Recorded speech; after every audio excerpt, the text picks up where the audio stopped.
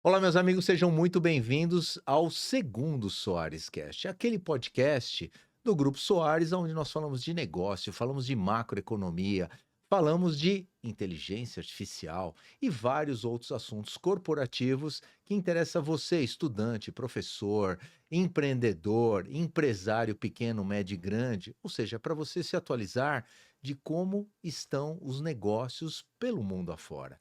E hoje nós temos um convidado super especial que você vai adorar, que ele é focado em tecnologia.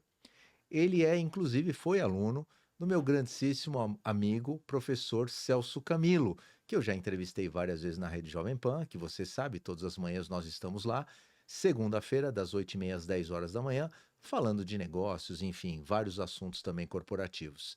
E o meu amigo Celso Brandão, escritor e empreendedor, ele tem muita coisa para contar aqui hoje, coisas que eu inclusive aqui, ó, eu vou dizer para você, compre esse livro, ó. Legal, tá aqui. Já li, eu li em um dia, Inteligência Artificial e o Futuro do Trabalho. Um livro facinho de você ler, tranquilo, em um dia você lê, e eu aprendi muita coisa que eu não sabia também. Então, obviamente, você que também não é o experiente em inteligência artificial, você vai gostar muito e vai se preparar para o novo desafio. E nós vamos comentar hoje aqui sobre o livro, vamos falar um pouco de China, vamos falar um pouco de Brasil e você ficar ligado que tem muita coisa bacana. Vamos lá começar então o nosso podcast do Soares Cast. Celso Brandão, seja muito bem-vindo ao nosso segundo Soares Cast. É um prazer enorme. Eu fui na sua palestra, adorei. Inclusive, muito confortável aquela sala daquele cinema. Eu nunca Sim, fui lá. sim, Nossa, que bacana, sim, né? muito legal, né? Então, por favor, se apresente para o nosso ouvinte que está vendo, assistindo pelo mundo inteiro. Quem é Celso Brandão?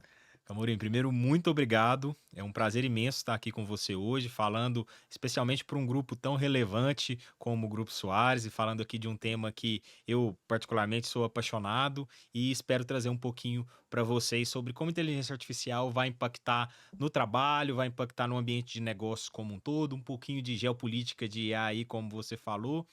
E, rapidamente me apresentando, meu nome é Celso Brandão, eu trabalho com tecnologia, empreendo com tecnologia desde 2012.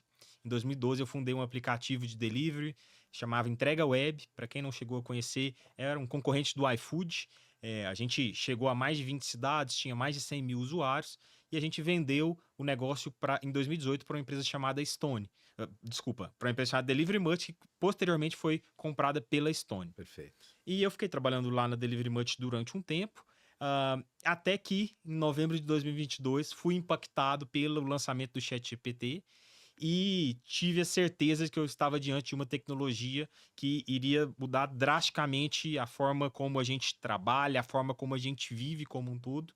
Então, desde então, eu me dedico exclusivamente a estudar e trabalhar com inteligência artificial, especificamente no ambiente corporativo. Muito bacana, tá vendo? Então, olha só, você fica ligado, porque o conteúdo aqui hoje ele é muito rico. Fica ligadinho que vão ser 3 blocos para você ficar super atento a isso. Mas vamos lá. Celso, pelo que eu li no seu livro e o que eu escuto também, inteligência artificial não é algo de agora, não aconteceu anteontem. Sim, Parece que é algo que vem, você fala isso muito no seu livro, é algo que vem anteriormente. sim. Qual foi a trajetória especificamente da inteligência artificial? Onde nasceu? Por que nasceu?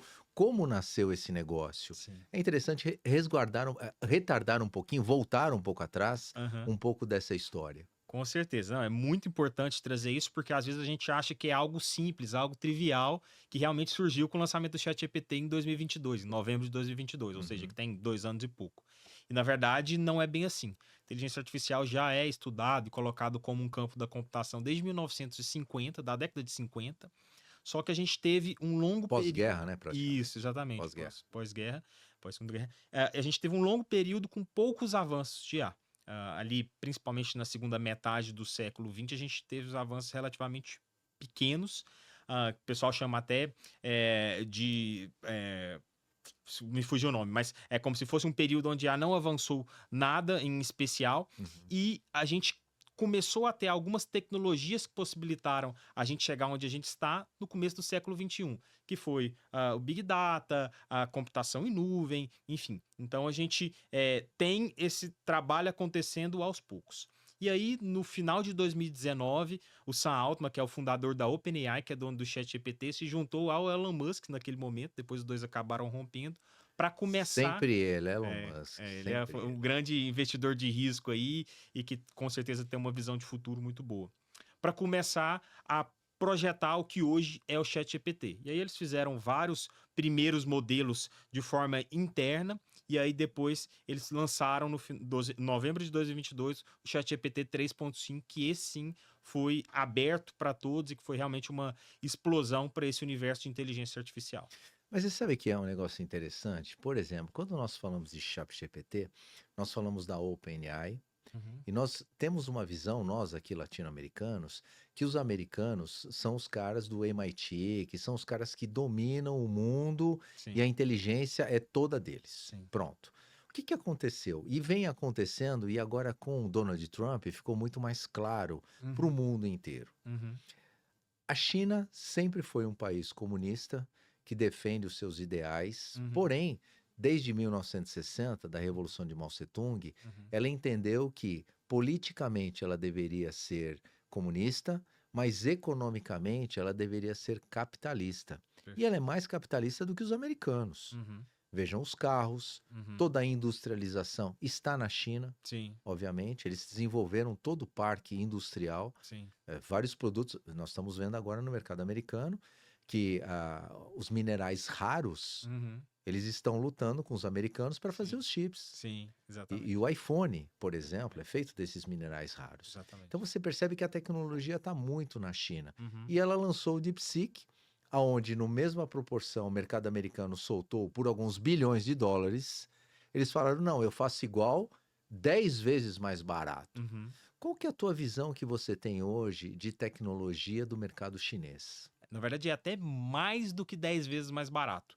Para vocês terem uma ideia, a OpenAI já tinha levantado algumas centenas de milhões de dólares e, segundo os chineses, o DeepSeek foi todo programado com 6 milhões de dólares. Então, a gente está falando aí Nada, de quase praticamente. um bilhão de dólares para 6 milhões de dólares. E o que mais chamou a atenção foi não só o investimento, mas o tempo. A OpenAI, como eu falei, para chegar no modelo 3.5, que foi o primeiro que a gente teve acesso, demorou aí aproximadamente 5 anos. E eles falaram que conseguiram o mesmo em 6 meses. É claro que existem algumas suspeitas sobre a transparência dessas informações, se foi realmente Uhum. tão rápido, se foi realmente tão barato. Também outras pessoas falam que depois que um constrói primeiro a tecnologia é mais fácil que o outro depois construa algo similar. Enfim, existem uma série de questionamentos, mas que não tiram o fato de que o DeepSeek foi um divisor de águas não só em velocidade e valor de desenvolvimento, mas em qualidade, porque quando ele foi lançado, ele era, sem dúvida nenhuma, um dos melhores modelos que a gente tinha disponível. E eu acho que o DeepSeek talvez seja uma ponta do iceberg ou talvez a última tecnologia visível da China, mas que foi precedido por várias outras. Uhum. Você falou, por exemplo, da BYD, mas Sim, eu acho que a gente precisa falar, por exemplo, também da Xiaomi, que foi, sem dúvida nenhuma, sim, claro. é ainda, né, um exponencial em relação à comunicação móvel. Então, a China, eu acho que durante todo o século XXI, aí, nessa primeira parte do século XXI, se dedicou a deixar de ser só produtora de tecnologias externas para também investir muito em tecnologia própria. E eu acho que isso passa muito pela educação. Não sei Uhum. se você, eu não tenho exatamente o dado, mas você já deve ter ouvido a informação, por exemplo, de que a BYD tem alguns milhares de PhDs na sua equipe. Sim, Se eu não me engano, tem mais de 40 mil PhDs na sua equipe. sim, Imagine o potencial disso para o desenvolvimento de tecnologia, total. né? E aí, quando a gente consegue enxergar ainda poderio econômico dessas empresas chinesas e o tamanho de mercado das empresas chinesas, que eles são grandes exportadores, mas a verdade é que eles nem precisam de exportar tanto assim. O mercado interno deles já é Total. absurdamente grande, né? Consumidor muito forte lá, né? Você Exatamente. sabe que é tão interessante, lá em 1970, para você ter uma ideia, de 68 a 1980, o Brasil nunca cresceu menos do que 4% ao ano. Em 1973, o Brasil cresceu 13% de produto interno bruto. Mas por que isso? Porque nós tínhamos a industrialização. Então, o Brasil era muito forte em indústrias Sim, naquela época. sim. Naquela mesma época, a China em 1968, tinha aproximadamente 900 milhões de pessoas no estado de pobreza, porque ela era agro, Uhum. ela era economia de sobrevivência, o cara Sim, plantava para comer. sim. A maior parte da população estava no campo, né? Total, não tinha industrialização. Aham. E ela veio para o Brasil para entender um pouquinho como é que o Brasil fazia. Muito Uhum. bem. Aí o que que aconteceu? Lá os americanos, obviamente, com toda a influência tecnológica e industrialização, Uhum. hoje se você vai a Detroit, por exemplo, é uma cidade fantasma. Sim, Ele tirou o pé da industrialização. sim. E ele fez o seguinte: ele pegou, foi para a China atrás de mão de obra barata. Uhum. Só que a China é muito inteligente, ela falou assim: não, não, você transfere tecnologia para mim. Sim, Caso contrário, sua mão de obra não interessa. sim, E ela copiou. sim, E ela se tornou um grande gigante em cima disso. sim. Você chegou a conversar com alguém? Você chegou a entender um pouco essa transformação do mercado chinês, em relação ao mercado americano? Porque surpreendeu todo mundo, né? Uhum, sim. Eu acho que eles foram, como você disse, muito sagazes em não só ficar produzindo para os americanos, mas também em entender que parte daquilo que era desenhado ou que tinha pesquisa e desenvolvimento nos Estados Unidos poderia ser perfeitamente desenvolvido lá internamente. Não só produzido, mas também desenvolvido. E aí eu acho que eles conseguiram juntar o melhor dos mundos, que é um mundo no qual eles já tinham a produção muito forte, Uhum, a um custo muito baixo, por causa da mão de obra sim. mais barata e também por causa da desvalorização da moeda que eles tinham lá, né, em relação ao restante do mundo, com essa parte educacional que eu acho que trouxe uma mão de obra qualificada muito boa, muito alta lá para dentro de casa. Eu estive em Boston no ano passado, você citou o MIT, e eu fiquei impressionado com a quantidade de chineses estudando no MIT e em Harvard. Que o Trump quer parar hoje, né? Eu não sei exatamente se talvez uma das motivações sejam essas também. Ele percebeu que talvez eles estejam exportando o conhecimento deles Claro. através das universidades, mas realmente me chamou muita atenção isso. A quantidade de pessoas, de chineses e asiáticos como um todo, que estão estudando em MIT e em Harvard, que eu acredito que levam grande parte do conhecimento americano para a China e está fazendo com que a China dê esse salto todo aí que a gente está enxergando. Você sabe que é um negócio tão interessante? Eu tive conversando com o professor Celso Camilo e ele estava contando um negócio, o tema era tecnologia, Uhum. e nós estávamos conversando sobre economia. Como será a economia daqui a 20 anos, por exemplo? E ele comentou comigo, eu fiquei pensando, e eu acho que ninguém tem respostas para isso. Sim. Entender um pouco a sua visão sobre isso. Ele falou o seguinte, ele falou, Camorim, veja só, o que que gera desenvolvimento de um país? Trabalho. Trabalho gera renda. Uhum, Renda gera consumo. uhum, Consumo gera desenvolvimento. uhum, Ok, esse é o ciclo básico da economia. sim. Então, você acha que toda essa mão de obra operacional, que será substituída pela inteligência artificial ou pela tecnologia, você acha que todas essas pessoas vão entrar no mercado de trabalho? Não, não vão entrar. Sim, Não vão entrar. Não é todo mundo que vai entender o que é uma máquina. Tem gente que vai ser atendente de restaurante a vida inteira e sim. tá tudo bem. Uhum, E ele falou: existem economistas em várias universidades americanas estudando qual será o comportamento da economia daqui a 20 anos. sim, Porque se não houver consumo, o que que nós sim, vamos fazer? sim, O país não cresce. sim. Como é que você enxerga isso na inteligência artificial e no ambiente econômico e tecnológico com essa visão do professor Celso Camilo? Eu concordo com ele, claro, mas eu acredito, e ele também acha isso, tenho certeza. É muito difícil a gente ter clareza sobre os impactos que as tecnologias vão ter no longo prazo. E aí eu vou olhar para trás para tentar explicar isso de uma forma um pouco mais eficiente, olhando até um pouquinho para o cenário de varejo. Por exemplo, quando a gente teve a explosão dos e-commerce e uma clareza de que a gente teria os e-commerce ganhando grande parte do mercado varejista, a gente pensou, muita gente pensou, eu inclusive, as pequenas lojas, as pequenas redes de varejo têm um futuro tenebroso Iam pela quebrar frente. Ia todas. quebrar todos. E o que que aconteceu na verdade? Quem se destacou mais dentro desse cenário foram os marketplaces, Sim, que depende desse pequeno lojista sim. para distribuir. Então, na verdade, o pequeno lojista que teve uma visão boa, que, enfim, conseguiu se preparar para esse cenário, hoje ele consegue vender por Magalu, Mercado Livre, Amazon, enfim, todas essas plataformas que em um determinado momento a gente achou que iria matar ele. outro exemplo também de como algumas coisas aconteceram de uma forma diferente do que a gente imaginava. Quando surgiram esses aplicativos, por exemplo, como o Uber, como o iFood, quem achava que isso iria impactar na mão de obra, por exemplo, para a construção civil ou para o agronegócio? Sem dúvida. Tem vários amigos que são donos de incorporadoras, construtoras, restaurantes. Eles falam: hoje é muito difícil você contratar mão de obra mais inicial, de mais chão de fábrica, vamos dizer assim, porque você acaba concorrendo com essa chamada gig economy, né? Isso Ou mesmo. economia dos bicos ali, porque as pessoas preferem ter autonomia de ser um entregador de iFood ou de um motorista do Uber a estar diretamente ligado a um trabalho que o ingesse um pouco mais, né? Não, inclusive você fala isso no seu livro, que é a economia do bico, Sim. porque você sabe que a tecnologia, descendo um pouco mais aqui para o nosso Brasil, a tecnologia ela mudou o comportamento de trabalho. Uhum. Então hoje, por exemplo, ninguém mais fala como era nos anos 80, que você precisa fazer ou um concurso público ou Uhum. você precisa ir para uma empresa para você fazer carreira nessa empresa e Uhum. quem sabe depois de um tempo você vira diretor dessa companhia. Sim, Se você conversar com cada 10 empresários, 10 vão reclamar de mão de obra, sim. porque hoje as pessoas não querem mais ser CLT. Uhum. Ninguém mais quer ter FGTS, INSS, aposentadoria, porque o cara aprendeu a fazer conta que o dinheiro que ele recolhe para o INSS, se ele aplicar, ele vai ganhar 10 vezes mais, Sim, 8 vezes sim. mais.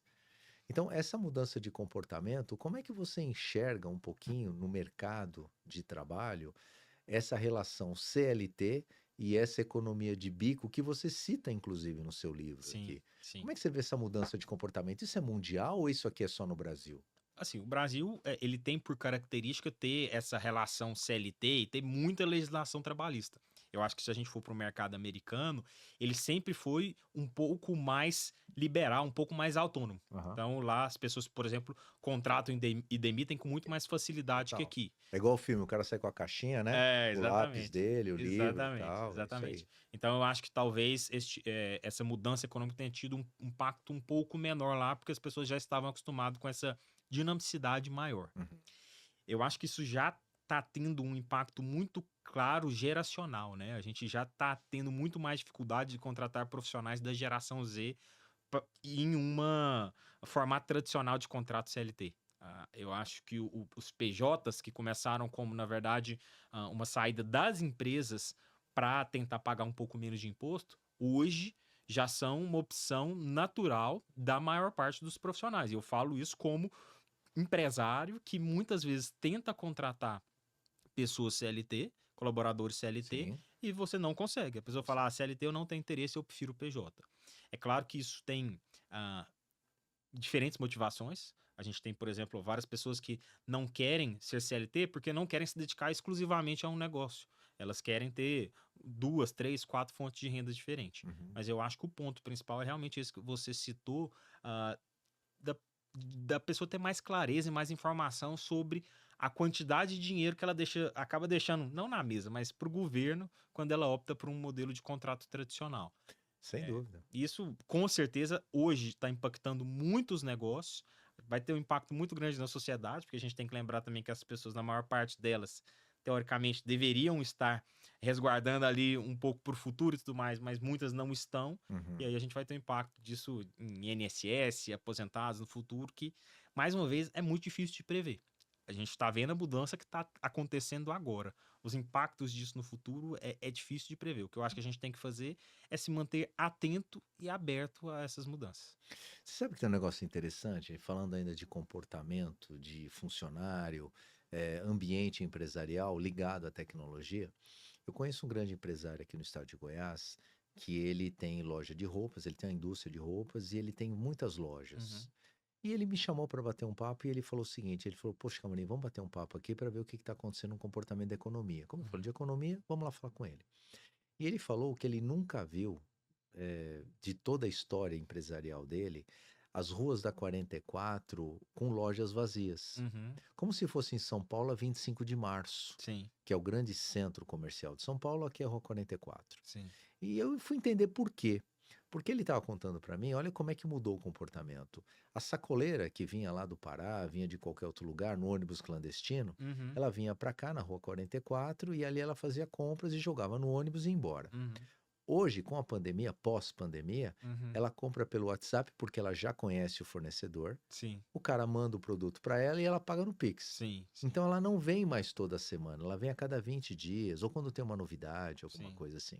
sim. Aquele lojista que tinha 3 lojas, ele falou: "Não preciso de 3 lojas, Uhum, eu preciso de uma só. uhum. 2 eu entrego e faço o depósito na minha casa". Aham, aham. Essa mudança de comportamento, você acredita que ela é reversível ou ela é irreversível? É assim, ó, ninguém vai mais ser CLT, vai ser PJ mesmo, o comportamento mudou da sociedade e o comportamento empresarial também mudou. Como Uhum. é que você enxerga isso daqui para frente? Essa mudança especificamente que você citou dos lojistas da 44, eu acho muito pouco provável que ela seja reversível, Uhum. porque a gente está falando de muito mais comodidade. É claro que existiam as vantagens de se vir aqui pessoalmente, tocar na peça antes de comprar e tudo mais, mas como você falou, a priori a pessoa já conhece o fornecedor, então já sabe a qualidade e Sim, tudo claro. mais. Então eu acho pouco provável, mas eu acho que existem outras tendências que podem ser reversíveis. E aí a gente pode falar desde intervenções governamentais ou cisnes negros, como o pessoal fala, né? Que é, por exemplo, o Covid foi um cisne negro. A sociedade estava evoluindo em determinado passo, aí apareceu o Covid, que foi um negócio que ninguém esperava, e aquilo acelerou ou até mudou de direção em determinadas situações. Então, pode ser que aconteça algo do tipo, ou pode ser também que a gente reveja alguns conceitos e entenda que esse caminho que estava indo não era o melhor, enfim. É complicado prever, mas eu acredito que podem haver sim mudanças de direção. É difícil falar qual, né? Não tenha dúvida, né? É. Fazer as previsões é igual os economistas. Sim. Eles tentam fazer uma previsão ou uma provisão, alguma coisa futura, mas não conseguem. Então, os economistas eles procuram sempre fazer algumas previsões, que é muito difícil. Sim. Veja só, em 2024, as grandes projeções econômicas era que o Brasil ia crescer nem 1%. É. E o Brasil cresceu muito mais do que Sim. 1%. Sim. Então é muito difícil você prever alguma coisa. Sim. Mas você sabe que uma coisa, tem alguns segmentos, entrando especificamente no mundo corporativo, tem alguns segmentos que eles não retornam mais. Uhum. Vamos trazer um exemplo aqui para o estado de Goiás. Uhum. Você tem a Avenida Anhanguera, para que o meu amigo que está nos vendo agora, a Avenida Anhanguera, aqui em Goiânia, é como se fosse em São Paulo, o centro de São Paulo. Se fosse no Rio de Janeiro, seria as principais avenidas, Rio Branco. Se fosse em BH, seria a Rua Curitiba. Seriam os maiores pontos de comércio onde tinham as maiores lojas de Sim. varejo. Sim. E hoje você vê que é um fantasma. Uhum. Um fantasma. Todo mundo, principalmente do mercado de eletroeletrônico, migrou Sim. para o digital, Sim. Sim. né? Então todos nós compramos eletroeletrônicos, geladeira, fogão, televisão, Sim. equipamentos, ou é Mercado Livre ou é algum A marketplace, Amazon, algo do tipo. Amazon, Magalu da Aham. vida. Aham. Você acha que esse movimento, tanto lá fora também, se você esteve em Boston, você conversou com as pessoas, Sim. esse movimento do varejo eletrônico, ele mudou lá fora ou não? Ele é do jeito que é hoje e é irreversível, vai ser loja Sim. virtual mesmo, não vai Sim. ter uma loja de rua. Sim, não, depende muito do mercado, mas a grande parte dos mercados mais maduros e de países um pouco mais desenvolvidos, na verdade, teve uma transformação mais rápida que aqui. Se a Uhum. gente pega, por exemplo, a adesão ao comércio eletrônico nos Estados Unidos, é muito maior que no Brasil. Na Europa, eu acredito que seja um pouco menor. Então, depende um pouco também das características culturais de cada Claro. país. Mas eu concordo plenamente que essa tendência especificamente é pouco provável que a gente tenha algum tipo de regressão, a não ser que a gente, por exemplo, comece a criar experiências em cima do momento de compra. Mas, enfim, isso aí vai depender também da estratégia de cada empresa, né? É porque torna-se muito caro hoje você ter uma loja. Veja Sim, só, você vai num shopping, sim, você paga o condomínio, você paga o fundo de comércio. sim, E como é que aquele pequeno empresário que fatura 20 milhões, 30 milhões por ano, que ele é uhum, pequeno, uhum, como é que ele vai pagar uma loja de varejo, sim, funcionário, não sim, sei o quê? Ele se preocupa com a logística uhum, e com o produto, é, para chegar lá no estoque dele e ele disparar. perfeito. Então torna-se muito mais barato hoje e menos complicado, não há Uhum, dúvida disso. uhum, Mas fica ligado aí, terminamos esse primeiro bloco. No segundo bloco, nós vamos falar um pouquinho do livro do Celso Brandão, tem muita coisa interessante aqui. Por exemplo, vamos perguntar para ele o que ele enxergou em 2012 para que ele montasse uma startup de entregas, sendo que não tinha nada. O que ele enxergou que eu não enxerguei e você também não enxergou. Então vamos perguntar para ele no segundo bloco, vamos esquentar essa conversa, tá bom? Fica ligadinho, vai tomar um café rapidinho, uma água, faz um xixi e volta, porque daqui a pouquinho nós estamos de volta com o Celso Brandão e a inteligência artificial no futuro dos negócios. Fica ligado. Tá vendo? Não falei para você? É rapidinho. Ó, um cafezinho quando você... Sabe aquela luta do Mike Tyson, quando ele lutava e quando você ia no banheiro, de repente ele já ganhou a luta? É assim que funciona no Soares Cast. É rapidinho o corte para você ir lá e voltar aqui e ficar ligado, porque agora tem muita coisa interessante para você que é empresário, para você que quer ser empresário do mundo digital.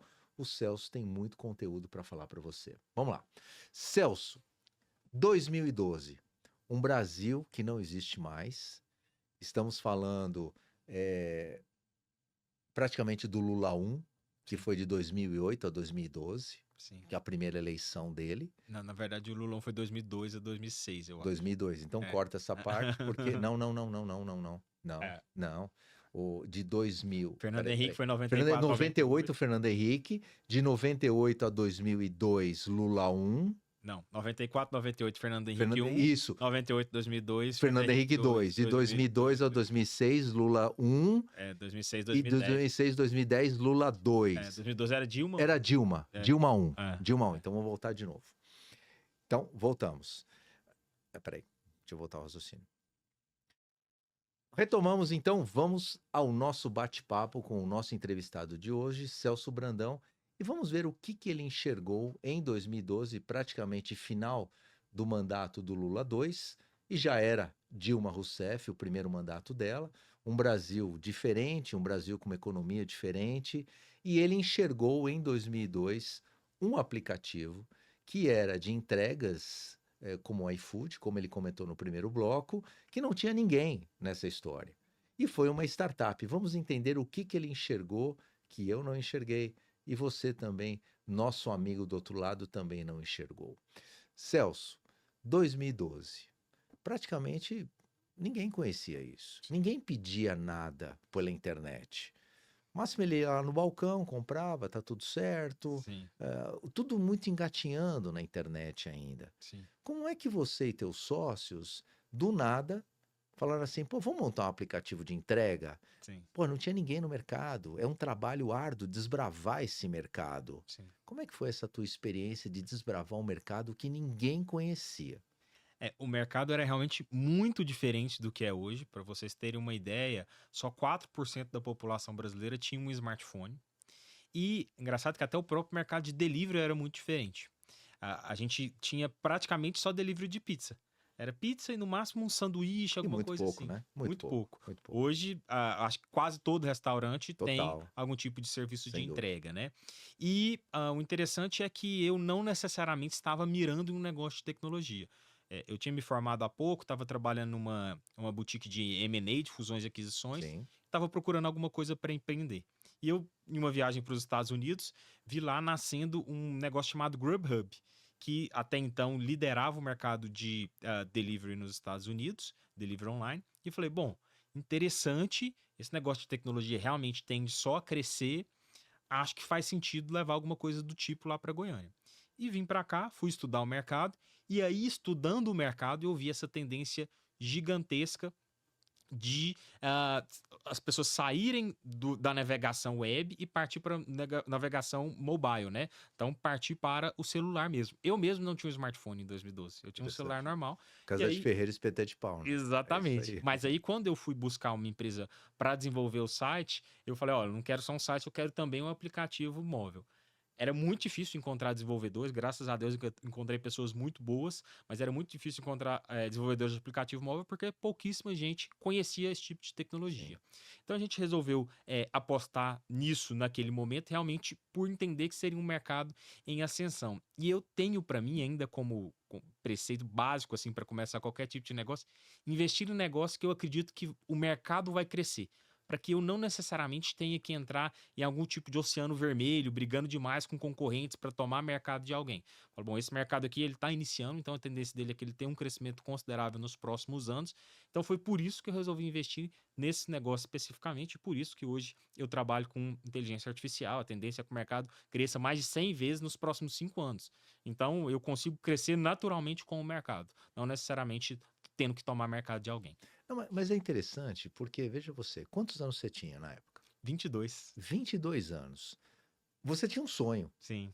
E teus sócios acho que deve ser dentro dessa Sim, da idade, mesma né? idade, da Da mesma mesma idade. idade. É, Pô, então, olha só que interessante. O nosso amigo está perguntando do lado, pô, você não entendia de contabilidade, você não entendia de finanças, você não entendia de gestão, você sim. não entendia de gestão de gente, pô, você tinha um sonho com 22 anos também não dá para entender tudo isso, né? Sim, É um sim, sonho, não tem como. com certeza. Como é que vocês administraram isso para que o nosso ouvinte entenda um pouco que empreender, às vezes, é você tomar alguns riscos que você não necessariamente tem aquela habilidade, Sim, mas você tem fé nas suas ideias e você acredita no produto. sim. Como é que foi essa história? Camorim, eu acho que com 22 anos tem um pouquinho, sabe, daquela curva de Kruger, que quanto maior maior a sua ignorância, maior também a sua confiança, Sim, porque você não sabe o que você não sabe. A sem gente dúvida, sabe muito pouco, mas a gente não sabe a parte que a gente não sabe. sem dúvida. E ao longo da caminhada, a gente vai aprendendo muita coisa. Fala, nossa, mas eu não sabia nada disso. Como que eu tive coragem de começar uma empresa sem saber quase nada de contabilidade, de administração, de tecnologia ainda menos ainda. Enfim, a gente foi aprendendo com o passar do tempo. Mas como você falou, eu fui tocado por um sonho. E eu acredito que o que possibilitou que a gente chegasse tão longe, por incrível que pareça, foi começar pequeno. Por quê? Porque eu comecei pequeno, eu sabia muito pouco, então eu ia errando pequeno. Se eu provavelmente É mais tivesse fácil corrigir, né? mais fácil corrigir, o prejuízo é muito menor. É isso aí. Se eu começasse muito grande, muito provavelmente eu ia ter prejuízos logo no primeiro ano que eu não conseguiria supri-los. Então, é claro que ao longo da caminhada você vai aprendendo e aí você vai tentando errar menos. Mas assim, errado é aquele empreendedor que acha que nunca errou, porque ou ele tá inovando pouco, ele tá arriscando Sem pouco, ou dúvida. ele tá mentindo para ele Ou ele é mesmo. mentiroso que não É, acaba mais, é. né? Então, acho que fez parte do aprendizado, assim, sabe? Ter começado pequeno e saber pouco e aprendendo na prática também. Porque eu, sinceramente, fiz muitos cursos, fiz graduação, fiz pós-graduação, fiz MBA, mas nada me ensinou tanto quanto a prática. Não há dúvida disso. É. Mas o interessante é o seguinte, veja só, vamos olhar o empreendedor dos anos 80. Uhum. Né? Quem é o empreendedor dos anos 80? É aquele cara que faz a empresa para a família, que vai de pai para filho e dura 60 anos, como é o caso do grupo que eu represento, que é o Grupo Soares. Uhum. Nasceu em 1967 com essa ideia de Uhum. vida, né? E tem 60 anos de história. Uhum. Você já é muito mais jovem. Sim.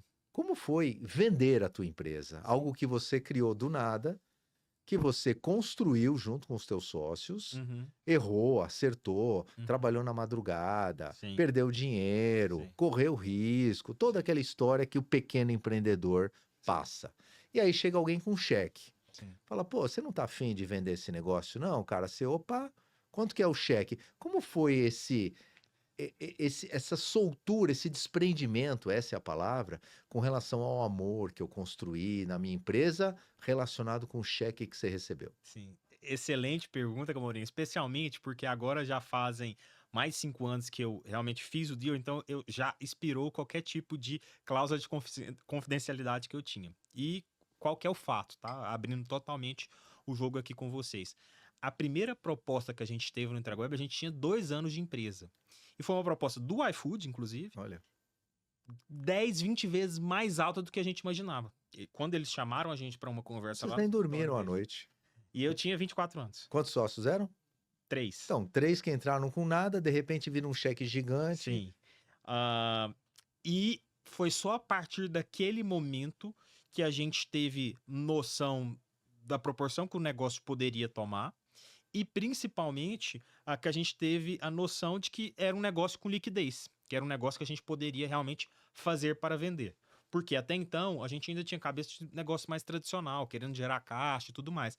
A partir desse momento a gente entendeu, a gente precisa Criar não só valuation. reaplicar o que a gente ganha, mas também talvez pegar investimento externo para poder aumentar os nossos números e, consequentemente, multiplicar o nosso valuation. Então, foi aí que abriu os nossos olhos para isso.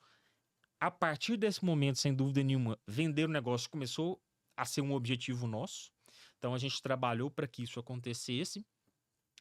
E é ainda o objetivo de muita empresa que nasce principalmente nesse modelo de startup, só que é um negócio um pouco menos glamuroso e bonito do que parece, por alguns motivos. O primeiro é que, diferente do que muita gente acha, a venda do negócio, na maior parte das vezes, é só uma mudança de estágio, uma mudança de situação. Eu, por exemplo, dentro do contrato meu de venda, eu tinha que trabalhar obrigatoriamente 1 ano na empresa que tinha comprado a minha. Entendi. Então, de um dia para o outro, eu deixei de ser empresário, deixei de ter 100% de dependência para cumprir uma série de... Até que você tinha que entregar um número lá, né? Você fez um Exatamente, earnout e nesse exatamente. earnout você tinha que cumprir as metas. Exatamente, para cumprir uma série de obrigações. Então, e muitas vezes você está trabalhando com pessoas que não foi você que escolheu. Sim. Então, enfim, você tem que se Te adaptar. cobrando ainda, né? Você tem que se adaptar a esse cenário. Segundo, porque depois que você sai, a não ser que você faça um exit, né, uma venda no final da sua vida, ou um exit que realmente resolva todos os problemas financeiros para o resto da vida, você vai ter um dia 2 ali. Sim. Depois, beleza, cumpri o meu papel, recebi o meu earnout, e agora?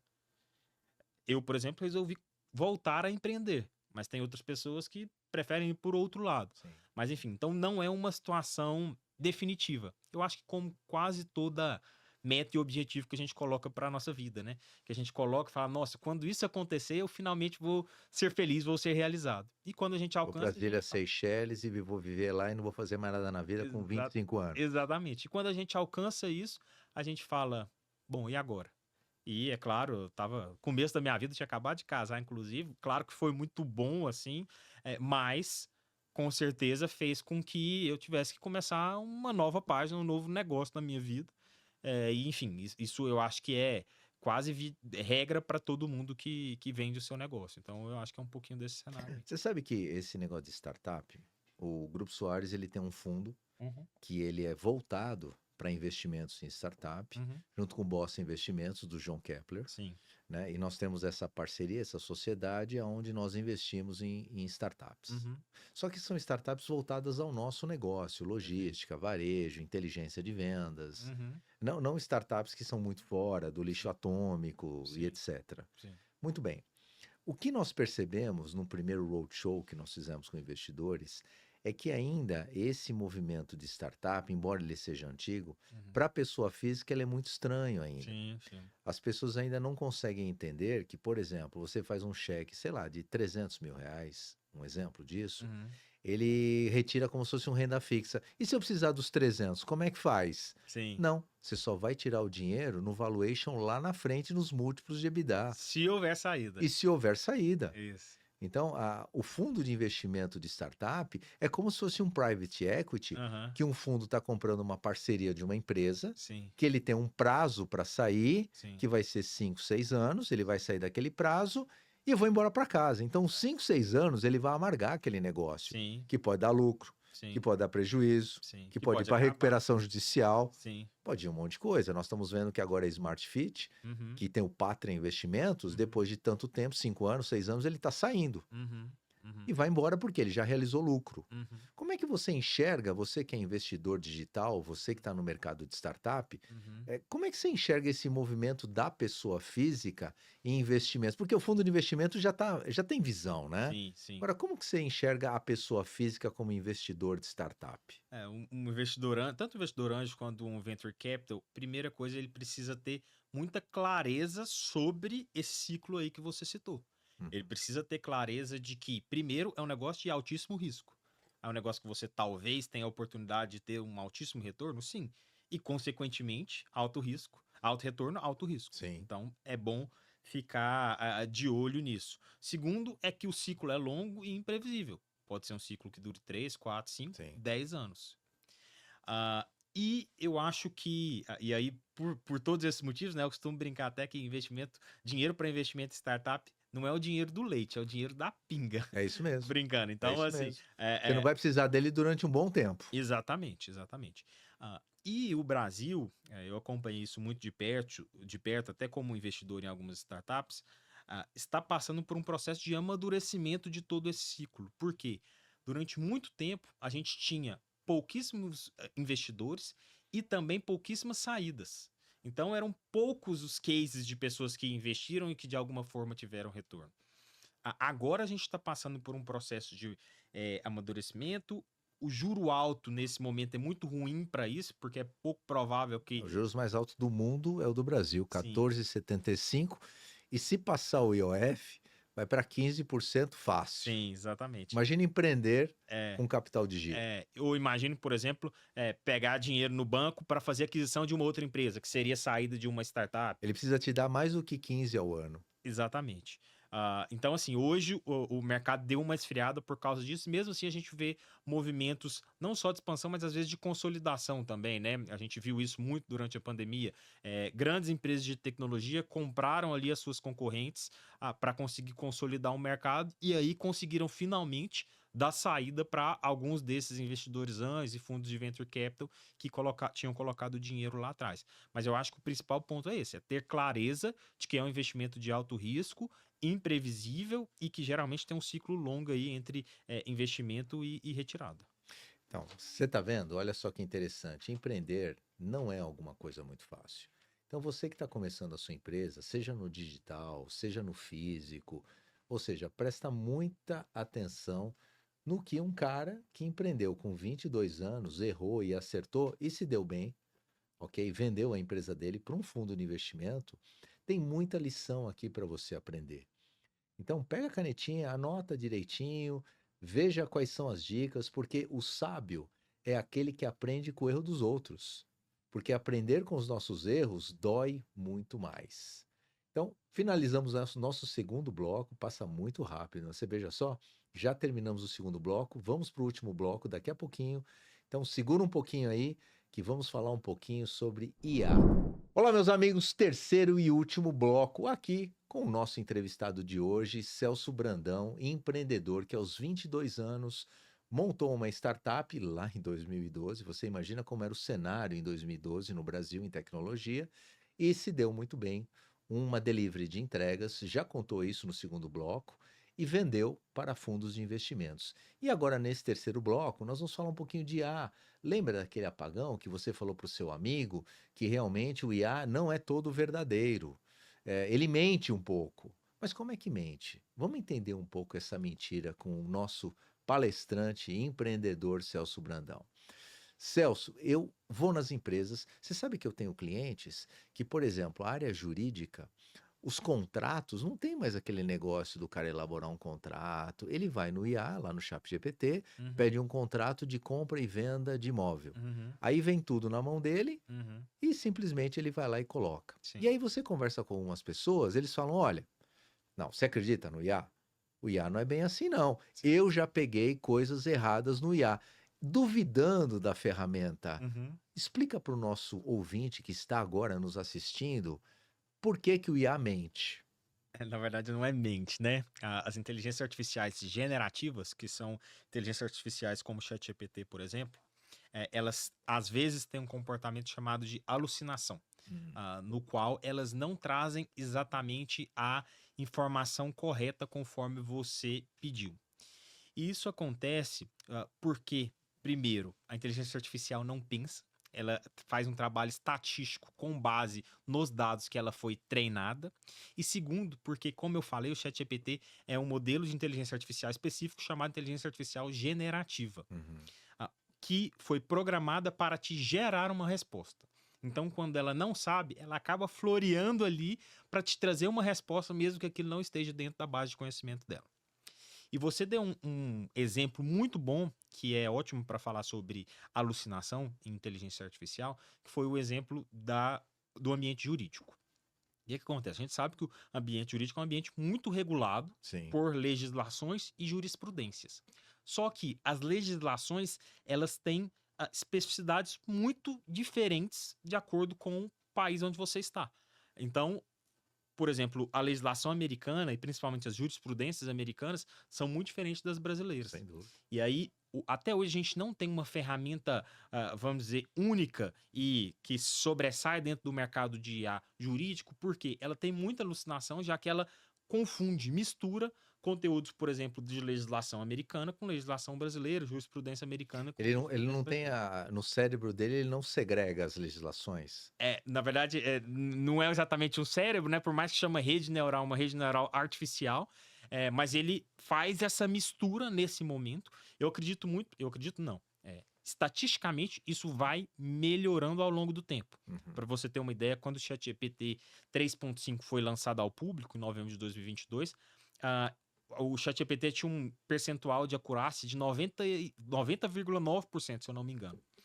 Ou seja, 90% das respostas eram exatas, corretas, e 10% era errada. Hoje, essa acurácia já está em 96%. Ou seja, ele só alucina 4% das vezes. Mas tudo depende do uso que você faz. No ambiente jurídico, talvez essa alucinação seja um pouco maior do que esses 4% aí que ele coloca como base. Então, isso, ou seja, é um processo de melhoria que ele vem vindo ao longo do tempo, e a Perfeito. ideia, entre aspas, que tenha uma acurácia muito forte Uhum. para que ele erre menos com relação às análises que ele faz. Mas ele acerta muito, tem muita coisa que ele acerta. Exatamente. A gente está falando de 96% de acerto. Pô, Então, é assim, muita coisa. sim, É muita coisa. e a gente tem várias técnicas para que ele seja mais assertivo ainda, dependendo do caso de uso que você faz. Tá. Então, você pode, por exemplo, criar o que o pessoal chama de guardrails, que seria como proteções para que ele nunca fale algo diferente do que você colocou na base de conhecimento. Um exemplo claro, vou criar aqui um agente para atendimento ao meu cliente final. E eu quero que ele sempre siga só o que está dentro do meu manual aqui. Eu posso criar guardrails, que são proteções, para que ele não escape daquilo ali. Isso faz com que esse agente, por exemplo, seja um pouco menos criativo, Uhum. já que você falou, você nunca pode escapar daqui, ele nunca vai escapar, mas em contrapartida, ele tende a ter menos possibilidade de erros. É muito legal esse tema, porque às vezes as pessoas colocam o ChatGPT, a inteligência artificial, como soberano de tudo, igual você assiste nos filmes. Sim, Né, você fala: "Nossa, quando o robô pensa, é sim, algo incalculável, ele sim, ele é muito melhor que o ser humano". sim. E de repente não é, ele Sim. precisa sempre de aprimoramento. Para isso, especificamente, eu gosto sempre de citar o Silvio Meira. O Silvio Meira é um dos grandes, junto com o Celso Camilo, um dos grandes pesquisadores de IA no Brasil. E ele, numa entrevista no ano passado, final do ano passado, ele falou: a gente ainda está na era da pedra lascada de Eu IA. vi que você menciona isso no No livro, livro eu falo sobre isso. menciona isso. Porque o interessante é que ele fala: a gente ainda está na era da pedra lascada de IA, ou seja, a gente está muito no começo de uma tecnologia. Seria mais ou menos como a internet lá nos anos 90. Tá. Só que ele falou também, e quem tem acompanhado, utilizado ferramentas de IA tem visto isso, que o futuro chegaria em 800 dias. E quando ele falou isso, ele estava sendo literal, 800 dias, 2 anos e meio mais ou menos. Uhum. E é isso que a gente está vendo. Os modelos têm avançado de uma maneira muito exponencial, muito Bastante, impressionante. muito rápido. Então, resultados ruins que eu tinha no ChatGPT ou até um outro tipo de ferramenta, ah, 6 meses depois já se transformaram em resultados médios, mais 6 meses adiante em resultados bons, que talvez daqui 6 meses vão ser resultados excepcionais. Então é importante a gente entender que a gente ainda está em uma fase de evolução desse tipo de tecnologia, mas que ela está se desenvolvendo muito rápido. Então é bom a gente não ser muito cético, não minimizar demais a tecnologia e continuar utilizando para acompanhar a evolução dela. É muito bacana, porque no seu livro você dá várias dicas, inclusive algo que me chamou a atenção, é sobre o monitoramento da IA. Uhum, Então, o que que acontece hoje? Hoje todos nós colocamos um robozinho e aquele robozinho ele se comunica. E você cita no seu livro, uhum, até interessante para o nosso amigo que está nos vendo agora, você empreendedor, você advogado, você cita um exemplo de um robozinho que ele falava numa empresa de aviação canadense, que é Air uhum, Canada. uhum. Ele falava e ele se comunicava com o usuário, Sim, né, com o cliente. sim, E ele deu algumas informações àquele cliente e ele entendeu o cliente como verdadeiro. sim. E ele foi seguir conforme foi dito. Uhum, Só que aí chegando lá no balcão, uhum. parece que não foi bem assim, Sim, e a Air Canada foi processada e teve, um prejuízo em virtude disso. sim, E você cita no seu livro que o monitoramento da IA, ele é muito sim, importante. sim, Como é esse monitoramento? sim. Primeiro, sobre esse caso especificamente, foi um agente de suporte que a Air Canada desenhou. Muito provavelmente ele não estava setado com os guardrails devidos, guardrails que ele precisaria ter colocado ali. Ele acabou inventando algum tipo de reembolso para aquele cliente que realmente não existia dentro ali das políticas e diretrizes da companhia. Os guardrails, como eu falei, não estavam setados da maneira correta e ele inventou isso aí. Sobre monitoramento de IA, o que que é isso? Eu, particularmente, acredito que a gente está num momento que o melhor uso da inteligência artificial é como assistente, como auxiliar nosso na execução de uma tarefa. Então, eu, por exemplo, gosto muito de quando as empresas optam por, inicialmente, oferecer assistentes para que as pessoas executem as tarefas da maneira correta, mas de uma forma provavelmente mais rápida e mais barata, mais eficiente, com melhor qualidade.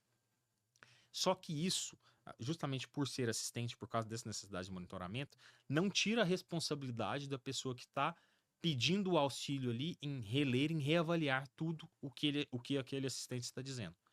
Então, e eu particularmente acho que isso até é bom nesse momento para a gente, porque a gente está aprendendo com a IA, supervisionando ela.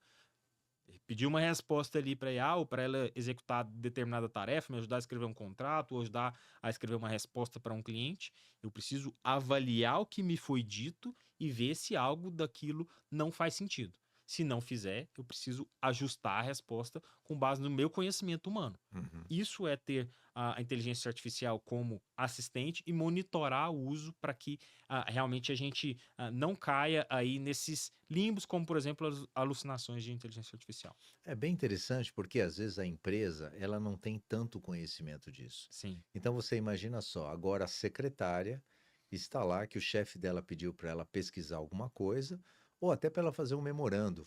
Uhum. Aí ela foi no ChatGPT, memorando de comunicação de férias de funcionário. Uhum. E sai aquele comunicado e ela solta para a empresa inteira. Sim. Então esse filtro que você está dizendo, ele é muito importante, porque para não fazer bobagem. Sim. Imagina uma comunicação torta, como seria na companhia? Exatamente.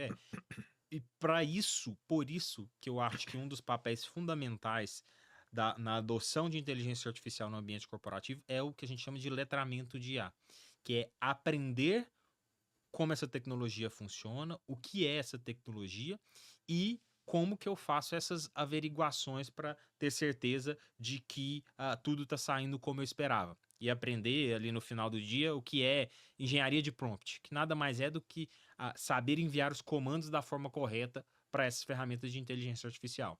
A gente aprendeu a mexer na internet como um todo com o Google. Sim, Trabalhar com ferramentas de inteligência artificial é muito diferente do que trabalhar com o Google. bastante. Enquanto com o Google você pode ser bastante restrito, utilizar um comando curto com palavras-chave soltas, com a inteligência artificial, quanto maior o contexto você dá, melhor vai ser a resposta que você vai obter.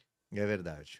Bom, estamos chegando nos nossos minutos finais e, obviamente, nós não poderíamos deixar de entrar um pouco mais em produtos da IA. Você menciona no seu livro, principalmente para aquelas empresas regionais. Vamos falar do Iapoc que é o Chuí. Uhum. Não vamos falar da Faria Lima, não vamos falar da multinacional, porque isso tem muito mais visão. Sim. Aquela empresa regional, como tem no estado de Goiás, Mato Grosso, Ceará, Amazonas e etc. Uhum. Você cita no seu livro que tem vários produtos que a empresa ela pode se beneficiar disso. Por exemplo, rastreamento logístico, Uhum. comportamento dos consumidores, Uhum. eh, análise de perfis de Uhum. funcionários para você recrutar essas pessoas. Sim. Então, tem várias ferramentas da inteligência artificial que as empresas não usam. Uhum. O que você diria para o nosso amigo empresário? Que senão ele vai falar: sabe o quê? Não, isso custa caro. Sim. Isso não traz venda, Sim. que é o grande discurso daquele empresário que tem uma visão pequena de tecnologia. O Sim. que você diria para ele como empresário também, né? Bom, Camorim, eu acho que existem as ferramentas de IA, e eu vou falar um pouquinho delas daqui a pouco, e existem os casos de uso que a gente faz da inteligência artificial em modelos mais abertos e muitas vezes gratuitos, como o ChatGPT, o Gemini, o Claude, enfim, outros modelos de IA que executam exatamente a mesma coisa que o ChatGPT faz. E quando a gente está falando desses modelos de IA aberto e IA generativa, a gente pode dar comandos muito específicos para eles, ou criar assistentes, se a gente não quiser ficar repetindo o mesmo comando, a gente pode criar assistentes que executam só um tipo de tarefa em especial. Vou dar um exemplo claro e ótimo que você deu sobre recrutamento e seleção. Todo mundo sabe, por mais difícil que seja contratar hoje, que quando a gente abre uma vaga e ela está bem descrita e ela foi para os canais corretos, a gente vai receber ali 100, 200 currículos. Sim. Eu posso treinar sem muita dificuldade um assistente de inteligência artificial para que ele haja como um recrutador, para seguindo determinadas diretrizes que eu tenho ali na minha descrição de vaga e selecione os melhores currículos com base naquilo ali. Isso aí, quem está executando especificamente é o ChatGPT com um prompt específico para isso. Mas a gente tem, e aí eu acho bom destacar isso, ferramentas além do ChatGPT. E aí duas, que eu particularmente sou muito fã, porque são muito simples e têm um impacto muito grande no dia a dia de quem trabalha ali com isso, é o Gamma App, que é uma ferramenta para construção de apresentações de PowerPoint. Então, Fundamental. é, Gama Web. Gamma App, Gama App. Anotou aí? GAMMA.app. Olha lá, anota essa aí que é bem bacana. Você que ainda está no PowerPoint, ainda está procurando alguém que conheça mexer no PowerPoint, anota este nome aí, Gama App. Exatamente. Anota aí porque eu já anotei aqui também, viu? Eu vou entrar depois. Você pode enviar um documento em Word, você pode enviar qualquer tipo de fonte para ele, um link de um site, e ele transforma aquilo em uma apresentação de PowerPoint em segundos. Em 30 segundos está pronta a sua apresentação e o melhor, super bem formatada, com imagens super legais. Então, assim, muito útil e realmente revoluciona aí a criação de Legal. apresentações. E outro que eu gosto muito também é o Notebook LM, que é uma ferramenta do Google, Tá. no qual você também pode subir determinadas bases de conhecimento, como um documento, um link, enfim, ou até um Google Drive também, e aquilo passa a ser base de conhecimento de uma IA. E você consegue fazer perguntas para aquele documento. Às vezes é um documento, por exemplo, de 300 páginas. Você consegue perguntar, o que é dito sobre inteligência artificial nesse documento? E ele vai trazer essa informação. Ou você consegue criar um mapa mental com ele, aquele mapa mental assim que tá cheio de... Sei. Ele vai criando aquilo e você consegue estudar de uma maneira muito mais simples. Ou, e aí isso é o mais impressionante, porque a qualidade é absurda, ele gera um podcast sobre aquele tema específico. Rapaz. Então, se você tem, por exemplo, um vídeo de 50 minutos, você quer transformar num podcast falado de 7 minutos. Ele faz isso de maneira automática. Se você quer transformar um documento de 100 páginas em um podcast para você ir ouvindo, por exemplo, a caminho de uma reunião, ele também faz isso. É impressionante. E aí, para fechar, a gente tem as ferramentas de IA preditiva. Por quê? ChatGPT, Gemini, Claude, todas elas são ferramentas de IA generativa, que elas geram principalmente texto para você. Quando a gente está falando de dados, quando a gente está falando de números, planilhas, elas acabam não se comportando tão bem assim. E aí, para resolver esse problema, a gente tem as ferramentas de IA preditiva, que são principalmente o Databricks e o Julius AI. O Julius, inclusive, é bem legal porque ele é bem simples de mexer. Uhum. E ele é muito bom com dados, diferente do ChatGPT. Então, ele gera gráficos de forma automática. Eu consigo fazer também interação perguntando para ele sobre coisas sobre a planilha e ele me responde de maneira automática. É bastante legal. Bem legal, hein? Legal. Então você tá vendo? Você anotou aí? Tem várias dicas para que você use as ferramentas e de graça, é isso, De Celso? graça. Todas elas são freemium. Você consegue utilizar de graça até determinado ponto, depois tem que pagar. Então, se gostou, depois você acaba pagando, mas não é aquele negócio que você vai gastar R$ 1 milhão por isso. Não, de forma alguma. Entende? Então abre a cabeça, principalmente você, pequeno empresário, médio empresário, e vou te dizer que tem até grande Sim, empresário que resiste a isso. sim. Ele acha que ele ainda tem que abrir a lojinha na rua e tratar o freguês. Uhum. Esse mercado não existe mais. Agora, Celso, minutos finais. O que você diria para aquele nosso amigo que está nos escutando, seja ele empresário, ou seja ele pequeno empreendedor, anjo, ou aquele sonhador que quer ter empresa? O que você falaria para ele? Qual experiência você daria sua de empresário de sucesso e quais os erros que você cometeu? E falando para que ele não cometa também, quais as dicas que você daria para ele como empresário? Bom, a primeira coisa eu acho que o grande diferencial entre o sonhador e o executor é simplesmente fazer. E fazer sem ter todas as respostas, porque ninguém tem, depois a gente aprende isso.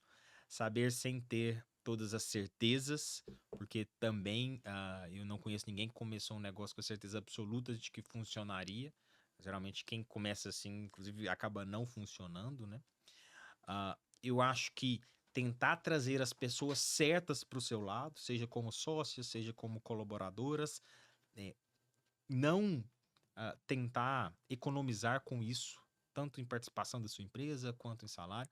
Realmente, principalmente no começo, são as pessoas que vão fazer a diferença entre um resultado bom e um resultado ruim. Além disso, eu acho que é importante a gente continuar tendo a nossa análise crítica sobre o mercado e principalmente sobre o nosso próprio negócio, nossa própria atuação. Porque eu vi vários colegas e até eu, em determinados momentos, a gente acaba se apaixonando demais pelo negócio, pelo mercado, e aquilo, de certa forma, cega um pouco a gente. Uhum. Então, eu acho que é bom sempre você ter espaço para dar um passo atrás, avaliar se aquilo que você está vivendo ou que você está acreditando é realmente a verdade, ou se você está sendo, de certa forma, parcial ali por ser apaixonado pelo negócio, por não querer desistir, para tomar as decisões de maneira mais coerente e com bom senso possível. Muito bem, você está vendo? Olha, dicas de um garoto de 22 anos que empreendeu num mercado que não tinha ninguém, só tinha ele em 2012. Você imaginou o que que é um mercado de tecnologia em 2012? O que que você estava fazendo em 2012? Faz essa pergunta, que eu acho que talvez você possa responder. E um garoto, mais outros garotos, quantos mais eram? Mais dois. Mais dois, três garotos de 20 e poucos anos montaram um app de entrega e foram muito bem-sucedidos no mercado que não tinha ninguém. E você ainda está chorando que você não vende, que não sei o quê, que etc, e etc, tudo é difícil, que não tem mão de obra. Imagina lá em 2012. Então aprende um pouco com o Celso, que ele te deu várias dicas e outra coisa, de graça, tá bom? Aí você agora aproveita que ele vai deixar as redes sociais dele, você vai lá, curte ele, segue ele e dá um like porque ele te deu uma consultoria gratuita para você. Celso, quem quiser te achar, aonde vai? No LinkedIn, no Instagram, no canal do YouTube, aonde pode te achar? Bom, pode me seguir no Instagram, que é a principal rede social que eu utilizo para fins profissionais, @celsobrandão.of. Também tem o LinkedIn, Celso Brandão. Vai conseguir me encontrar lá facilmente. Eu estou sempre trazendo novas dicas, atualizações também, porque assim, todo dia a gente tem uma novidade com o IA. Eu procuro sempre levar para as redes sociais para todo mundo que me acompanha. Não tenha dúvida, Celso. Obrigado, Eu viu? que Um agradeço, muito obrigado prazer pelo convite. de bater esse papo com você aqui, muito legal. Já passou aqui, há um tempão que nós já estamos aqui, mais de uma hora, conversando, passou muito rápido Sim. e com certeza você que está nos assistindo agora, gostou desse conteúdo, dá um like, fortalece, compartilha com alguém, responde aqui embaixo, nós vamos mandar para o Celso, entra nas redes sociais dele, faz as perguntas também para ele, que é legal, isso valoriza o trabalho e para você também que está nos assistindo aqui, tira dúvidas de tecnologia. Vai ser muito legal para você e todo mundo se ajuda. Nos aguardem no terceiro podcast do Grupo Soares, o Soares Cast, que vem muito mais novidade para você. Obrigado e um excelente dia para você.